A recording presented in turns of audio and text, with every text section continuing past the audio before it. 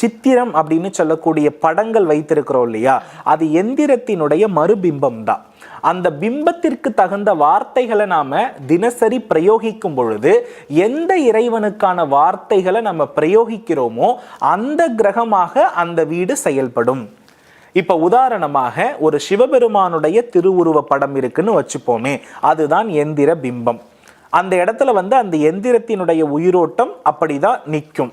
அப்போ அந்த பதிகம் இருக்கு இல்லையா, இப்ப சிவபெருமானுடைய பதிகம் பாத்தீங்கன்னா, இப்போ கண் காட்டும் நுதலானும் கனல் காட்டும் கையானும் இப்படியெல்லாம் நம்ம சொல்லி வர்ணிக்கிறோம் இல்லையா, இந்த வார்த்தைகளுக்கு தகுந்த முழு வடிவமாக தான் நம்ம படத்தை வச்சிருக்கிறோம். அப்போ படமும் வார்த்தையும் ஒன்றிணையும் பொழுது அந்த வார்த்தைக்குன்னு ஒவ்வொரு கிரகங்கள் இருக்கிறது. நம்ம பேசக்கூடிய வார்த்தையிலே கிரக சேர்க்கை எடுத்துடலாம். எந்த கிரகம் எவருக்கு எப்படி வலுவாக இருக்கிறதோ அந்த வார்த்தையை அவர் அடிக்கடி பிரயோகப்படுத்துவார். உதாரணமாக ஒருவருக்கு குருவினுடைய அனுகிரகம் நன்றாக இருக்குன்னா அவர் எப்போதுமே சொல்லக்கூடிய வார்த்தை எல்லாமே நன்மையாகவே நடக்கும், எல்லாமே எனக்கு கிடைக்கும். இது யாருக்கு? குரு நல்லா இருக்கக்கூடிய மனிதர் ரொம்ப கான்ஃபிடென்ட்டா பேசுவார்.